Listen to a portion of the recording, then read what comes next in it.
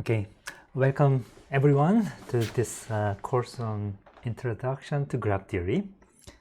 So as a first video, I'd like to share some of the sample theorems that we're going to cover during whole semester. So it's going to be sampler. Okay, so let me begin with explaining the definition of graphs, because we are going to learn graph theory. So what are the graphs?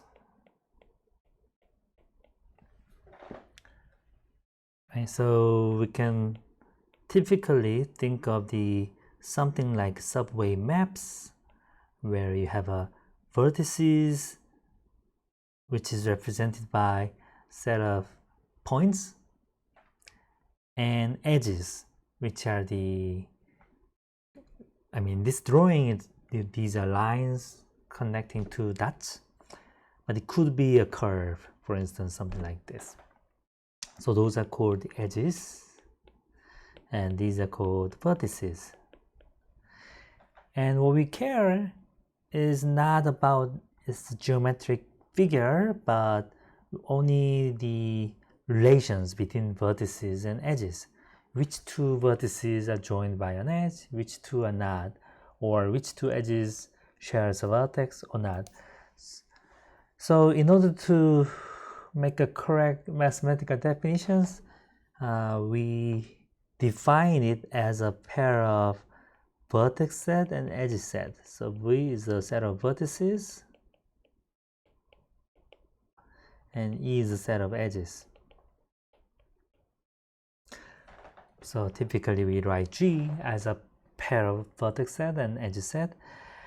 Unfortunately, there's no universal standard of how to define graphs. Why? Well, some people may say that this figure, what's on this is like this is a, some people say that this is a graph, and then do we allow like parallel edges or do we allow loops? And depending on all these variations, you might need a different definitions. So typically, when I teach discrete math course, I would define graphs as something like this, where it doesn't have any parallel edges or loops. But for this course, I would like to allow these parallel edges or loops. So later we will discuss this more rigorously. Okay, so now I want to show you the whole semester in a few, maybe half an hour or more. Okay, so in the first part of the course, like for first few weeks, we were gonna learn something about matchings. So matching a set of edges is a matching of a graph G if no two edges meet, right? So if edges, like the set of edges look like this, where no two edges share a vertex, okay, let me say those are non-loop edges, so I don't want to have loops in the matching. If no two edges meet of the vertex, then it's called the matching. So for instance, empty set is matching, this is a matching, these are examples of matching, this is not a matching.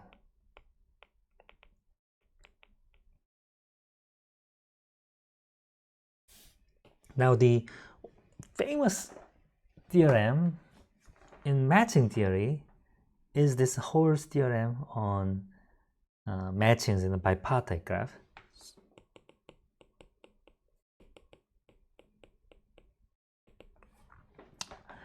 So this is about bipartite graph. So graph is bipartite if you can partition the vertex set into two so that all the edges are from left to right. All right. So this is bipartite graph. So all the vertices are from left to right. So no, edges are from left to right, something like this.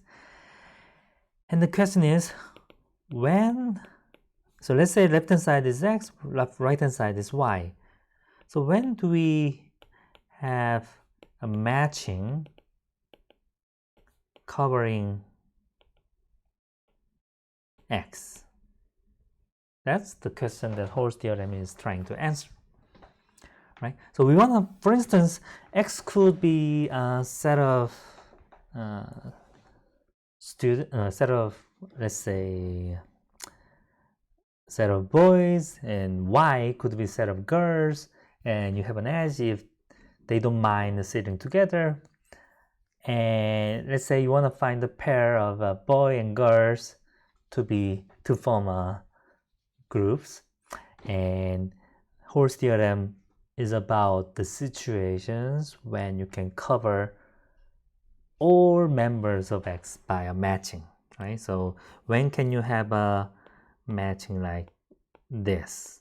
I mean, I don't care, there are leftovers, sorry for girls. Okay, so when can I cover all the people on the X side? And the theorem says that G has a matching covering X if and only if for every subset of X, the number of neighbors in the graph G is at least A. So this is like, you have a set A and you look at the neighbors on the other side.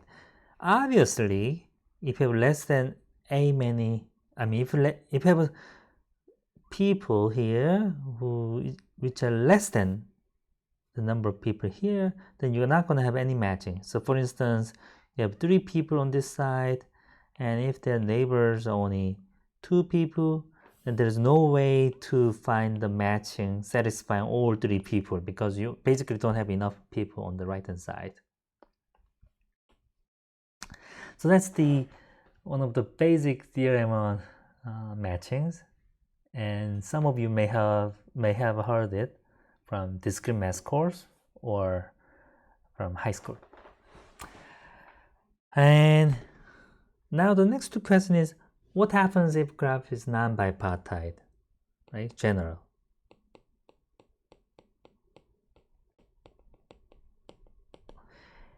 And that is answered by Tutt. Oh, okay. In this case, I'm interested in the existence of perfect matching. So matching is perfect if it covers every vertex.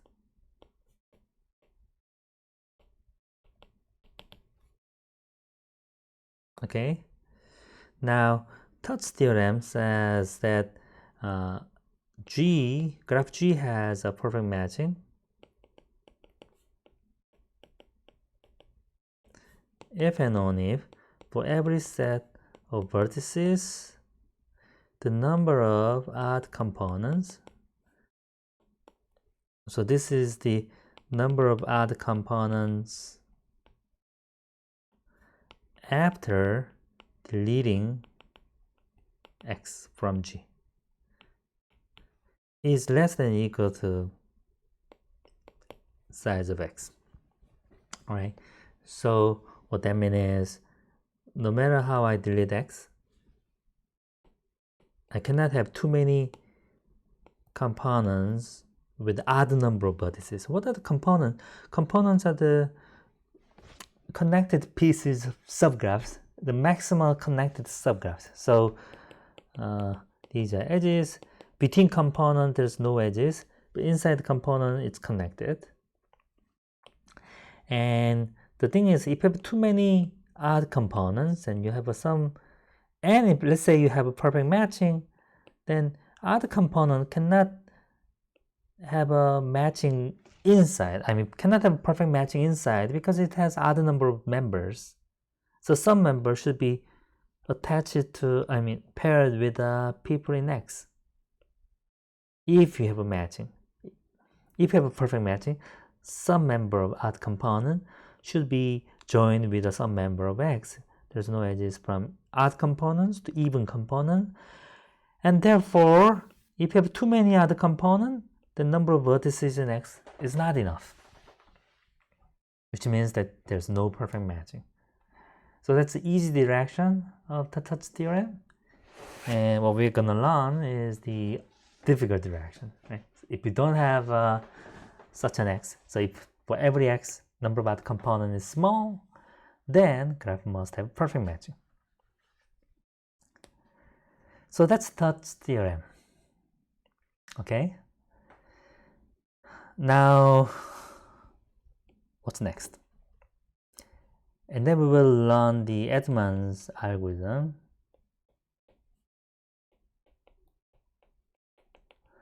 Typically called the Blossom algorithm, to find a maximum matching in a graph G efficiently. So later I will tell you all the practical applications of this algorithm. All right, so that's about matchings. The next major topic in the beginning is connectivity. So connectivity. Connectivity. So many of you already know that already know the definition of connected graphs. So G is connected if and only if for any pair of vertices, G has a path from X to Y. That's the definition of connected graphs. And we're going to generalize that to K-connected graphs. So graph is K-connected if and only if for any set of vertices of size less than K, G, when you delete it from the graph, then this resulting graph is connected. And I want to exclude the trivial case, so the number of vertices is in this K. Now, one of the major theorems that we're going to learn is this theorem saying that if G is connected and it has more than 4 vertices, then it has an edge E such that G contract E. Oh, this is about 3 connected there. So if graph is 3 connected and has more than 4 vertices, then I can always find an edge that G contract E is 3 connected. So what is the contraction? If I have an edge E, graph looks like this. So if this is graph G, then G contract E is the new graph obtained by identifying 2 ends of E. So this E becomes this vertex. So the number of edges is reduced by 1, and you have a new smaller graph. And not every choice of edge make the 3 connected graphs, but we will see that some choices will maintain 3 connectedness. And then there are similar theorem called the touch wheel theorem. Says that if G is simple 3 connected, then it has an edge E such that G delete E or G contract E is simple 3 connected.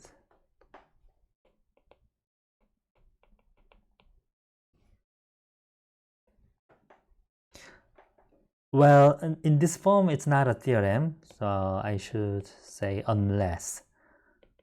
I'm not going to say the exceptions, but there's a list of exceptions, which is quite simple to describe. But except the graph is that case, we can make sure that one of these reductions give you a smaller, simple three-connected graphs. So this is a tool to describe all simple three-connected graphs by way of building graph from smaller graph by adding an edge or uncontracting. So what is this? We are seeing this word simple. So graph is simple if it doesn't have any parallel edges or loops. Right. So that's the one of the theorems which we cover in the connectivities. Next topic is planar graphs.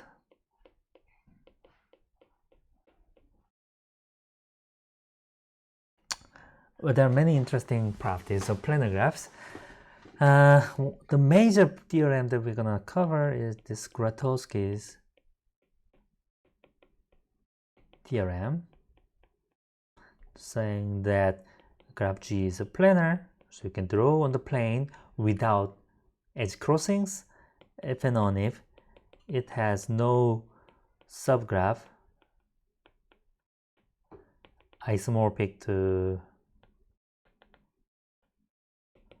a subdivision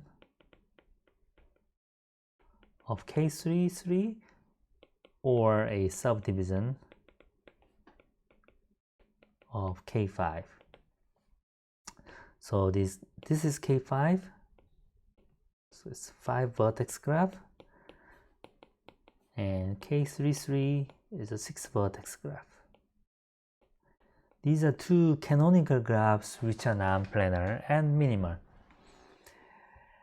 And the Kuratowski's theorem says that this property of being able to draw on the plane without edge crossings can be described by simple combinatorial property that you don't contain these two as a subgraph or subdivision. So what is subdivision? So subdivision is simply a graph obtained by subdividing an edge. So subdividing means you replace an edge by a path by introducing degree 2 vertices. So subdividing doesn't change planarity, so therefore if K5 is non-planar, any subdivision is non-planar. And Wagner's theorem says something equivalent, which says that graph is planar if and only if it has no minor isomorphic to K5 or K3. So what is minor? Minor is a graph which you can obtain from a bigger graph by a sequence of deletions and contractions. You can delete a vertex, you can delete an edge, or you can contract an edge. Right. So that's the one of the major theorem for planar graphs, and we're going to use many of the theorems from the previous chapters, including this three-connected graph result, right? Okay, where is it? Yeah. So we are going to use this theorem in order to prove the Kuratowski's theorem. So this is about typically the material up to the midterm period, and after the midterm, that's going to be the second half of the lecture. We will begin coloring problems.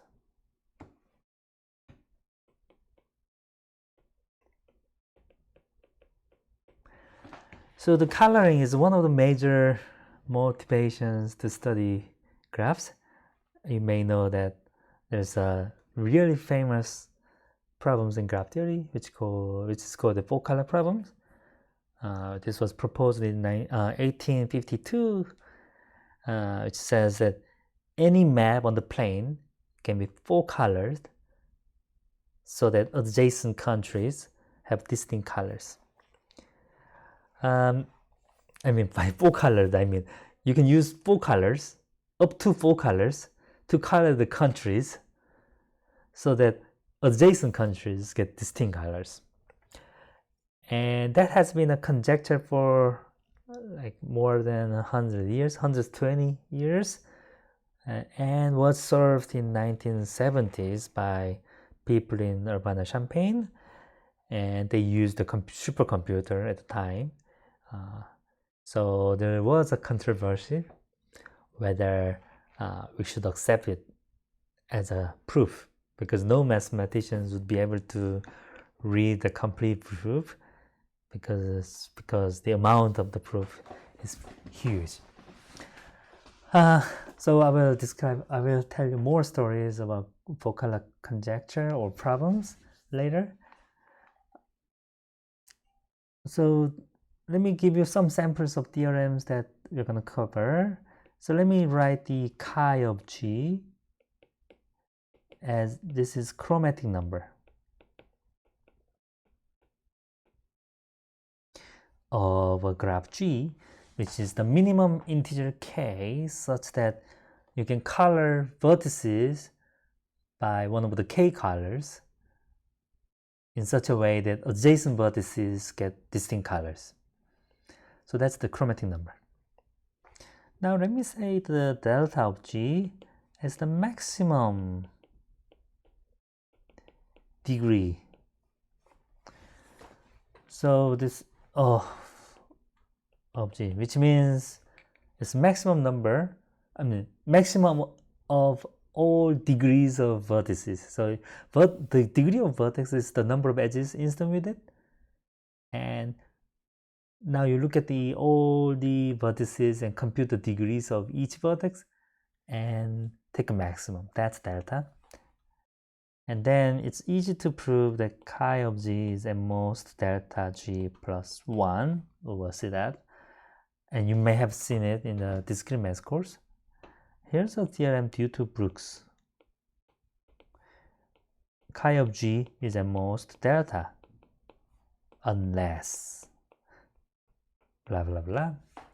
So this list of exceptions, I will describe that in a later course. So you have this explicit list, something like complete graphs, KT, or cycles, CS, let's say. So these are the canonical examples where the chromatic number is equal to the maximum degree plus 1. Unless you're this kind of examples, the chromatic number is at most delta. Let's assume that graph G is connected. Right, so that's the coloring problems where you color the vertices, and you can also color the edges. So that's edge chromatic number.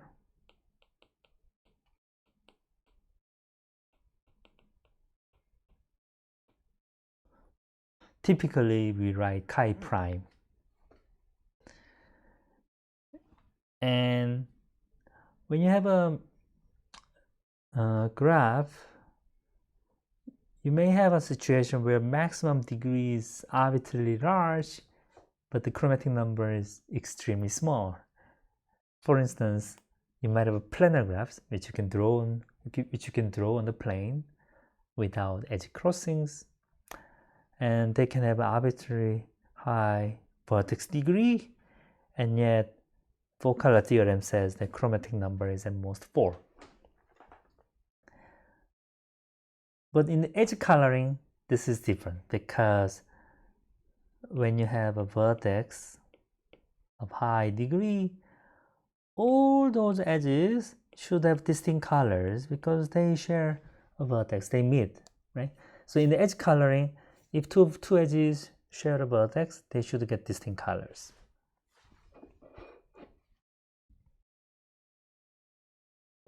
So it's easy to see that edge chromatic number is always at least delta of G,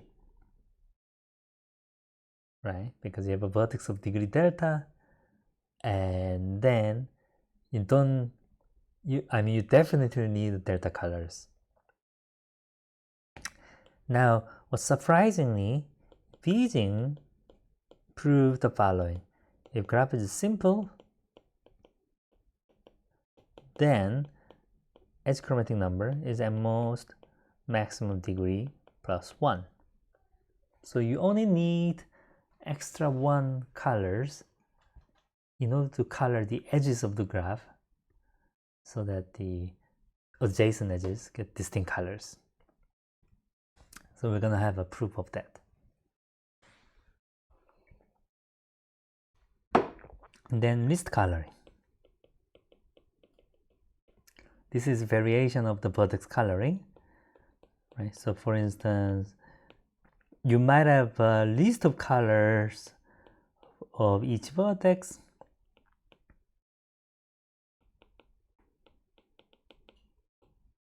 Okay, here, I'm just drawing random examples. So each vertex has some set of labels or colors. And in the list coloring, you want to choose a color from the list in such a way that adjacent vertices get distinct colors. So let's try. So if I choose 2, maybe it was not a good choice, but anyway, let's stick to 2. Then I cannot use these 2, so I have to use 4 and 3.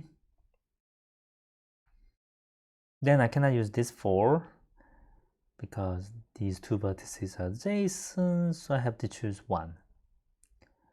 1, 3, so I have to choose 4.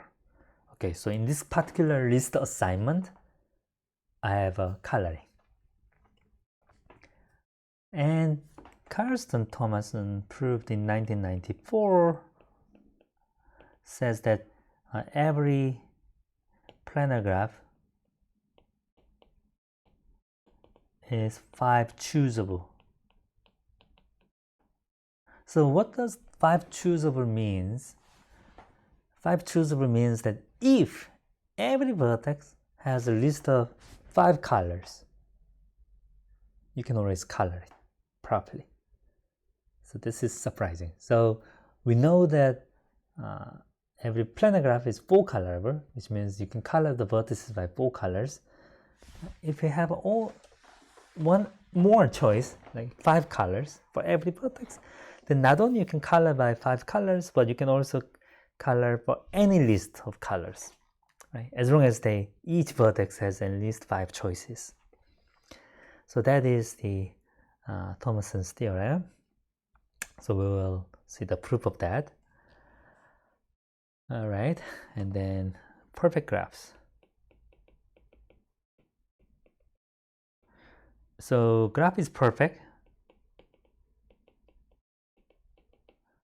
if the chromatic number of any subgraph obtained by deleting a subset X of vertices is equal to the clique number. So what is clique number? So this is clique number. It's a maximum size of a clique. So what is a clique? It's a set of pairwise adjacent vertices.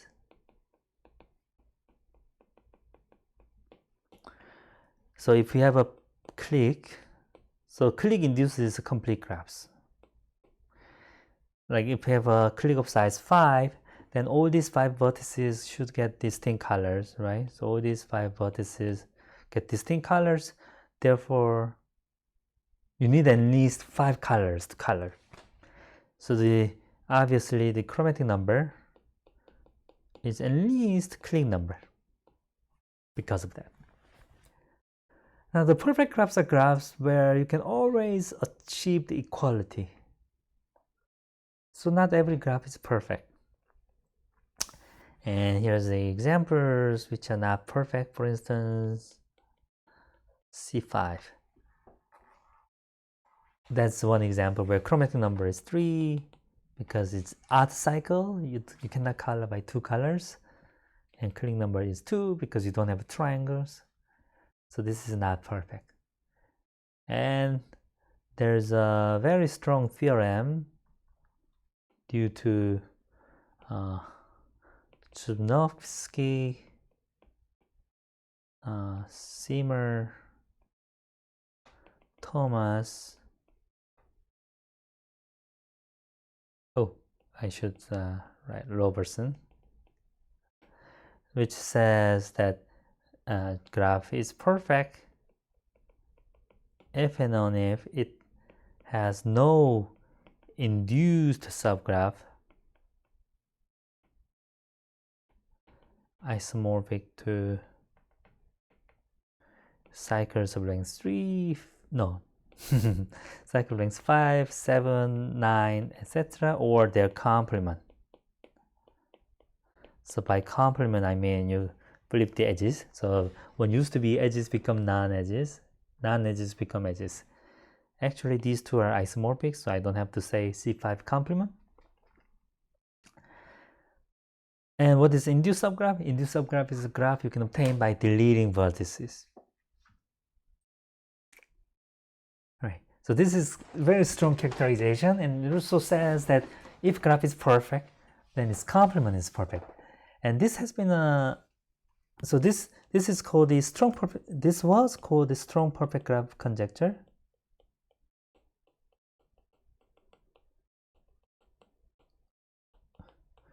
And it has been open for more than like 30 or 40 years and was solved only in 2002.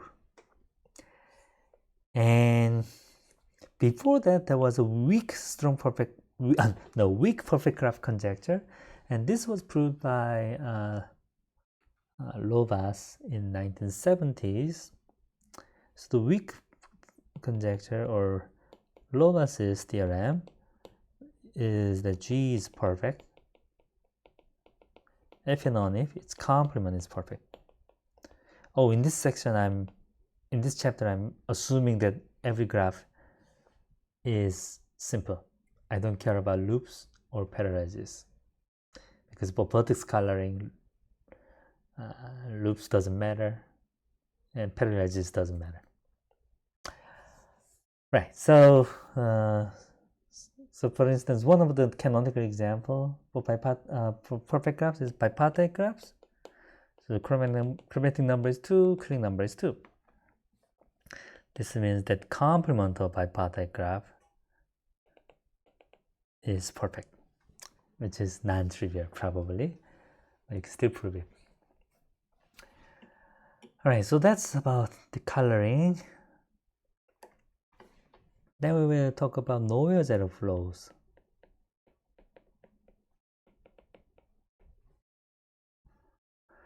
There are many interesting conjectures and theorems.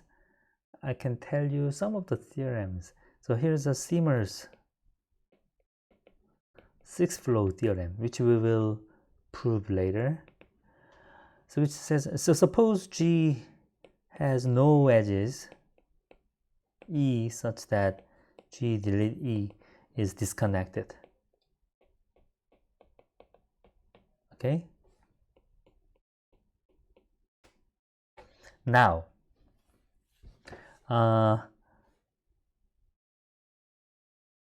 we can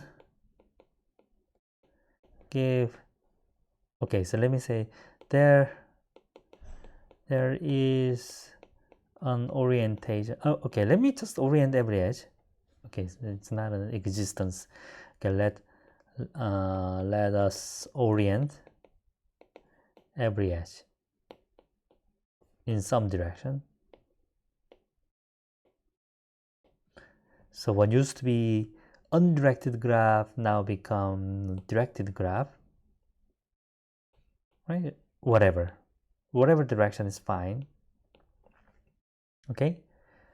Then there is a function phi that maps edges to numbers plus minus 1, 2, 3, 4, 5 such that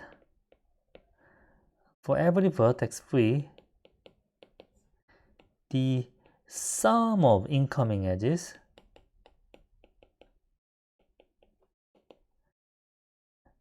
is equal to the sum of outgoing edges.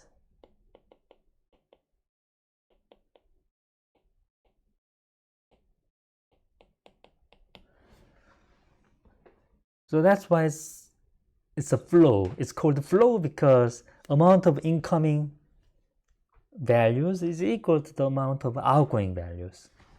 And it's called nowhere zero because we don't allow zeros here. And surprisingly, Simmers' sixth flow theorem says that in any graph, as long as you forbid the obvious case where you don't have any six flows, then you can always find such a function. And the orientation doesn't really matter because if you reverse orientation, then you can just multiply -1 and everything works out. And this conjecture, there's a conjecture by Todd, says that you can have such a function with only values from ±1, 2, 3, 4. That's a surprising conjecture. So can you eliminate the need of using 5, ±5? That's Todd's 5-flow conjecture. So later we will have chance to describe that. I'm not going to show you the proof, of course, because nobody knows. All right, so that's about nowhere zero flows. How about the extremal graph theory?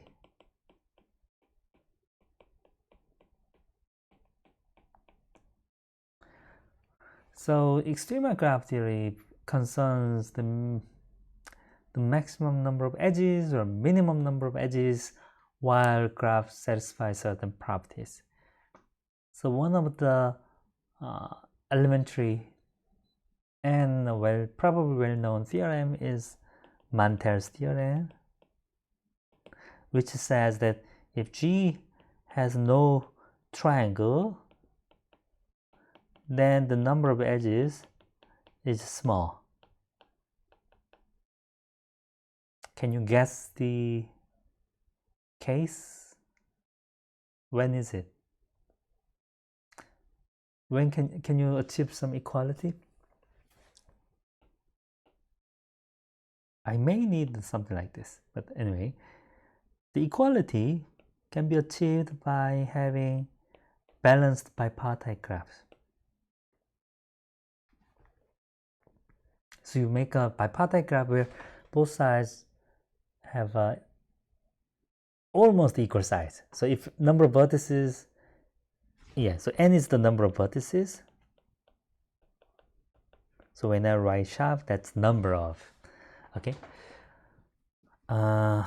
So if you have n vertices, if n is even, then you can put n over 2 vertices on the left, n over 2 vertices on the right, and the number of edges is n squared over 4. And since graph is bipartite, you don't have any triangles. So that's Mantel's theorem. And then there's a much more general theorem called theorem's theorem. If graph has no kt, what can you say? I mean, if you don't have a complete graphs on t vertices, what end up is number of edges is smaller than something. What's going to be the example? You might have a t-1 sets about equal size, and you put edges between distinct parts.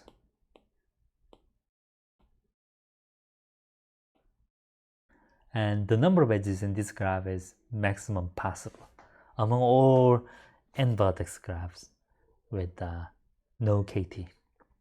So that's Turan's theorem. So we're going to cover that. Depending on the time, we may cover a little bit more like I had a one semester covering Semiradis regularity lemma, but probably not this semester, right? I might mention some of the conjectures related to extremal graph theory in the course. All right, so what's the next? Ramsey's theorem or Ramsey theory.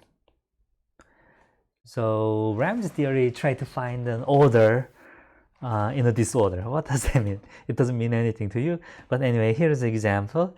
Among 6 people, there always exists a set of 3 people mutually friends each other or mutually non-friends each other. So no matter how you have 6 people,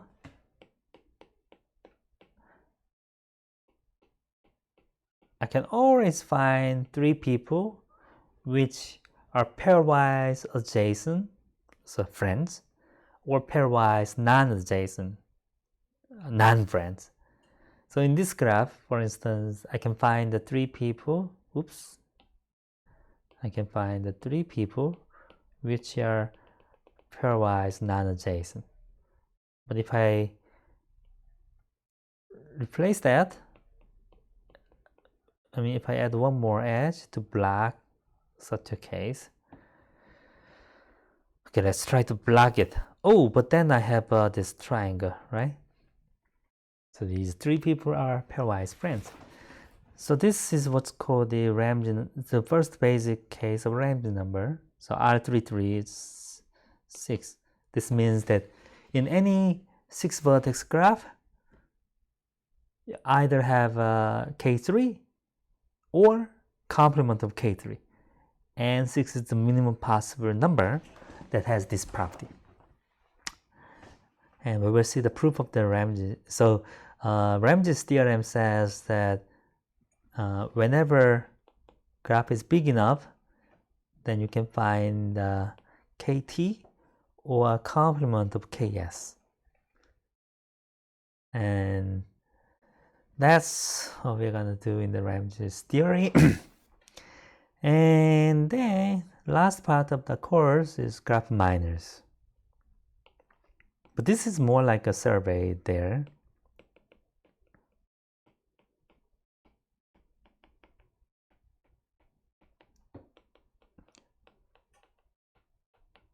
So I mentioned already that a small graph H is a minor of a big graph G if you can obtain H from G by deleting vertices or deleting edges or contracting edges.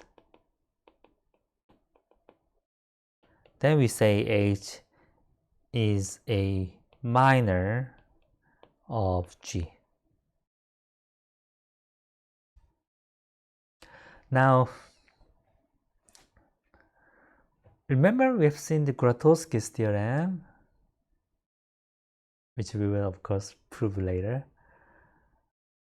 Yeah, so here's the Kuratowski theorem. Also, I mentioned the Wagner's theorem as well, right? Graph is planar if and only if it has no minor isomorphic to K5 or K33. So what's surprising here is that you only need 2 exceptions.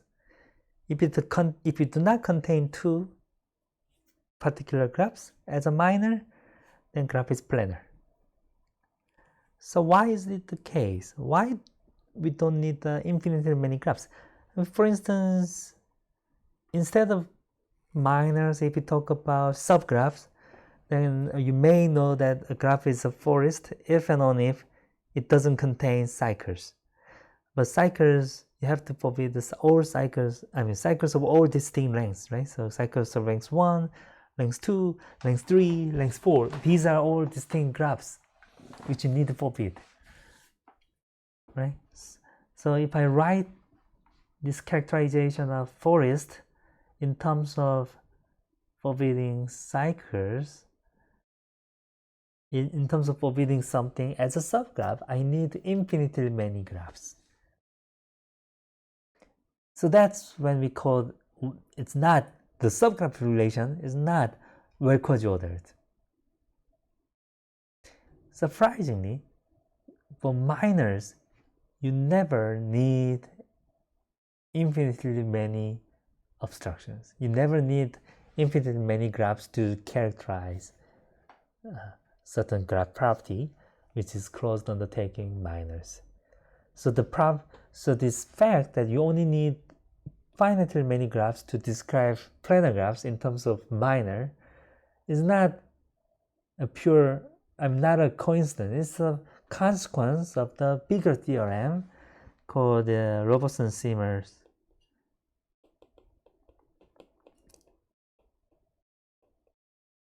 theorem,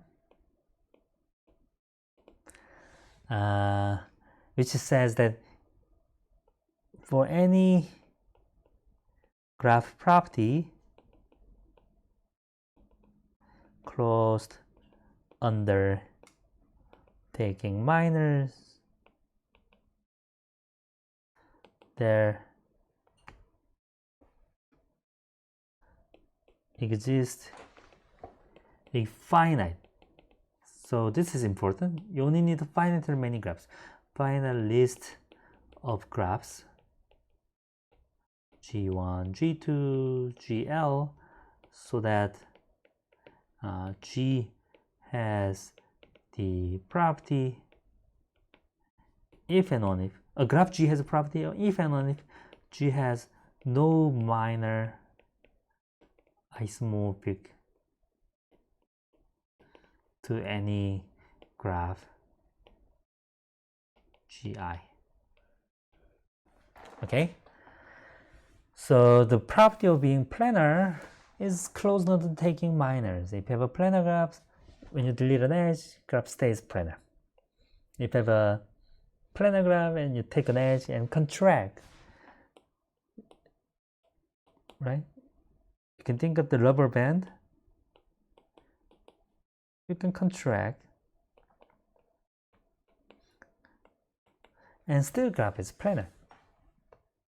So every minor of planar graph is planar. So the property of being planar is closed undertaking minor, and then Robertson-Simmers graph minors theorem says that it is actually the case that you only need finitely many graphs in any property.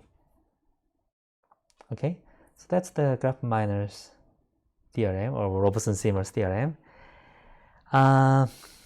But we will not be able to prove it because the proof spans over 20 papers in 20 years.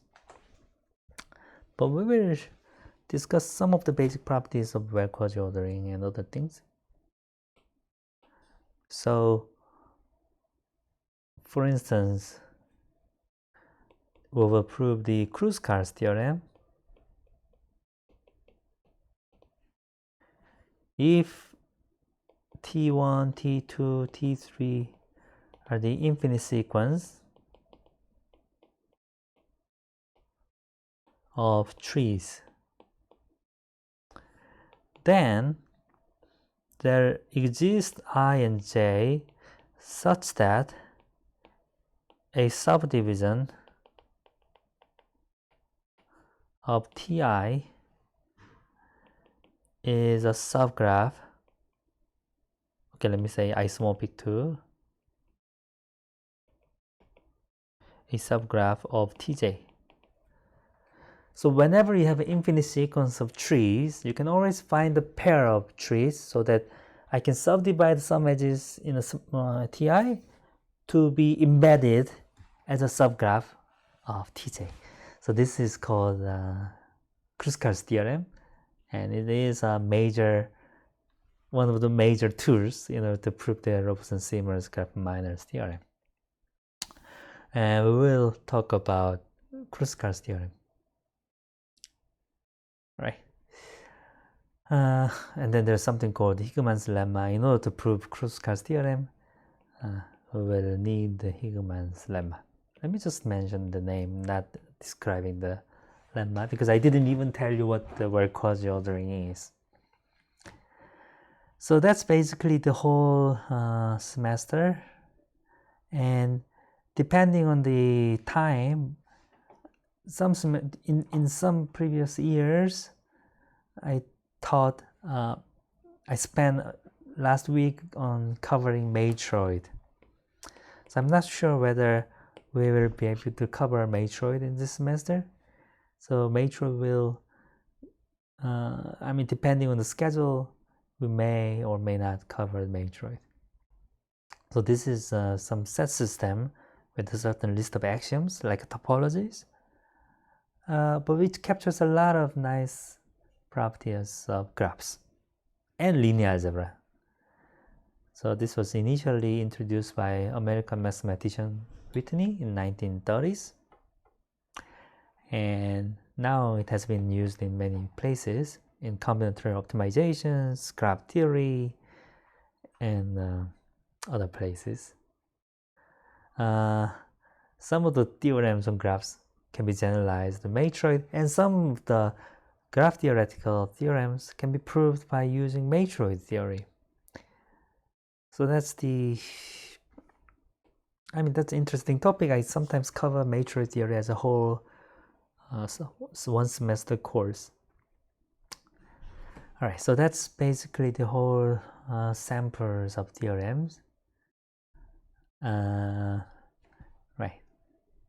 And if you have any questions or remarks, please feel free to email me or ask questions on the course website so that I can reply you.